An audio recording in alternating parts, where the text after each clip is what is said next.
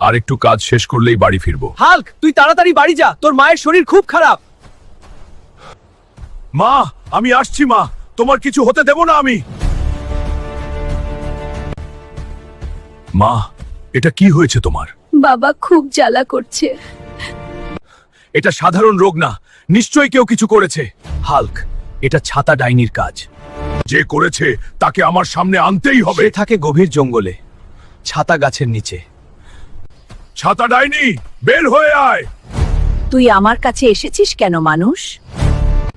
তুই আমার মায়ের এমন করেছিস কেন? মানুষ জঙ্গল নষ্ট করে, এটাই তার শাস্তি। আমার মায়ের এই অবস্থা করার জন্য প্রথমে একটু হালুয়া রুটি খেয়ে নে। এই ওষুধ মাকে খাওয়ালে সে ঠিক হয়ে যাবে। মিথ্যে হলে তোকে ছাড়বো না আমি। মা, আমি এসে গেছি, দেখো, তোমার আর কিছু হবে না। বাবা, আমি ভালো হয়ে যাচ্ছি। মা, তোমাকে আমি কিছু হতে দেব না।